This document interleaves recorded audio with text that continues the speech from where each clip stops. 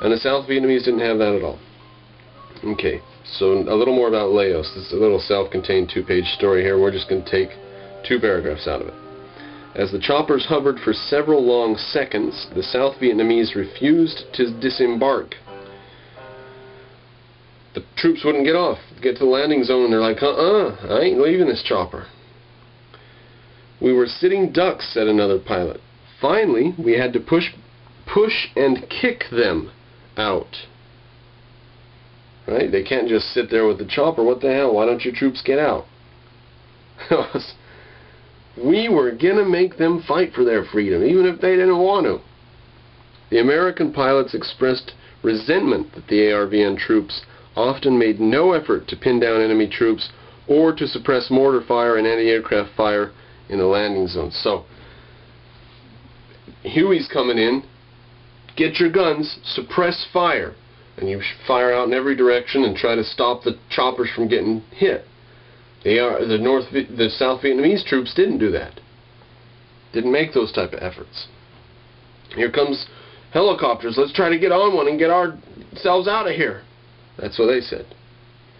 Overall, the U.S. listed 108 helicopters lost and 618 damaged. Even so, many aviators felt that not all losses were reported, so that the picture of helicopter survivability would be rosier. Said one colonel, "If they can cut the tail number out of the wreckage and glue a new chopper onto it, they'll never admit that that aircraft was lost." It just doesn't sound good to say that you lost more than the fewer the better. Okay, skipping to our page 90 now. Afraid of being abandoned, the soldiers panicked. Quote, "They would do absolutely anything to get out of Laos," said Lieutenant Colonel Peachy, who flew throughout most of Lam Son 719. He continues, "The healthy would run over the dead and wounded. We would hover at 6 or 7 feet, and the crew, chief, and gunner would lay on their bellies and pull people up. If you got on the ground, they would turn the helicopter over." So they had to choose the people they're going to let up, and they had to hover up above the ground. A later tactic was to run and jump on the shoulders of people and grab onto the skids.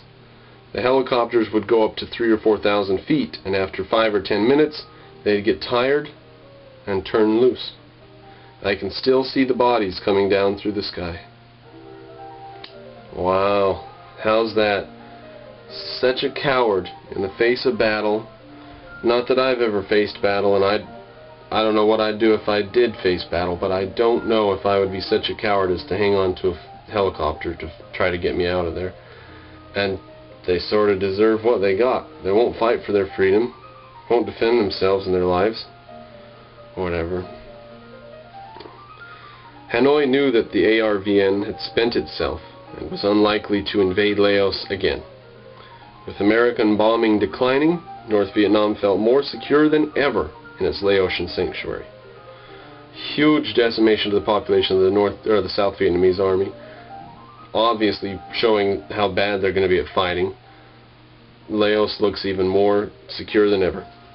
Even though it would require time to restore war materiel, Hanoi could do so virtually unimpeded by the ARVN or U.S. forces. South Vietnam, meanwhile, reverberated from the shock of Lam Son 719. THIEU banned U.S. news magazines, Time and Newsweek, and several opposition newspapers whose coverage of the operation conflicted with Thu's version of the events. He's the president of South Vietnam. He also kept the hard-hit airborne and marine divisions in the north, rather than returning them to their bases around Saigon, where their blood-curdling stories were bound to circulate among the public and their families. So, bad situation in Laos, what do? You try to hide it, right? Brilliant, brilliant tactic. Try to hide it. Now we skip like 30 pages. We're on page 122 now. Hanoi's leaders had officially begun to consider an offensive during the 19th plenum of the Central Committee of the party in early 1971. They're considering an offensive. Party leaders observed that 1972, an election year for the U.S., was the time to deal with Richard Nixon as they had dealt with Lyndon Johnson in '68. Hanoi's leaders planned to discredit Washington's Vietnamization policies and embarrass the president. In March '71, supply units in border areas of North Vietnam, Laos, Cambodia, were ordered to prepare for a military campaign that might, quote, last a year and decide the war, according to captured North Vietnamese Army documents. So they plan military operations based on the election situation, based on when the elections are and stuff. Amazing that that's not so amazing, but it kind of is if you think about it abstractly, that would be a determining factor in the attacks.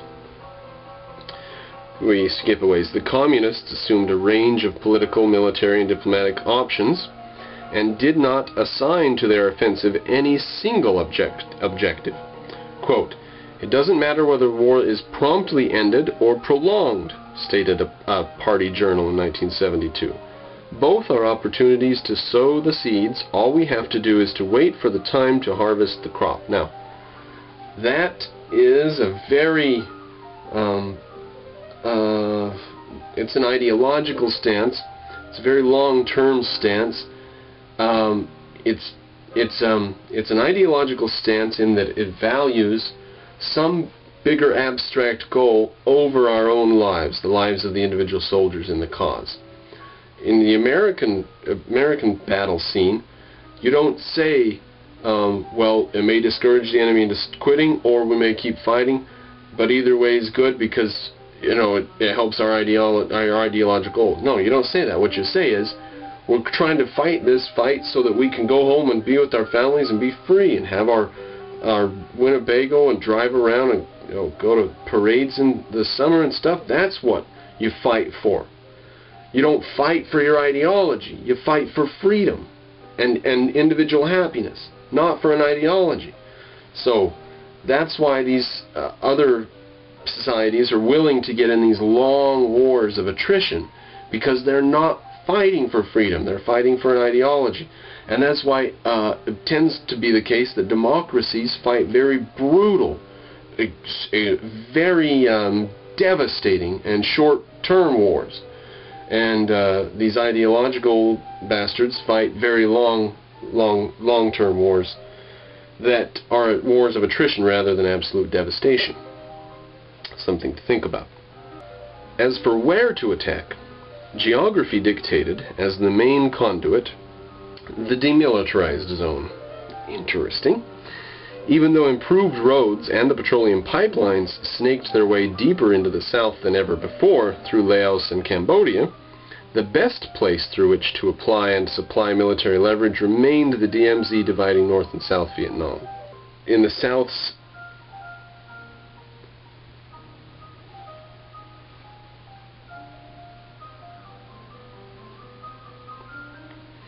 So here along the DMZ, the North would be able to concentrate its forces against a weak, new South Vietnamese unit that had been formed to take over from departing U.S. units.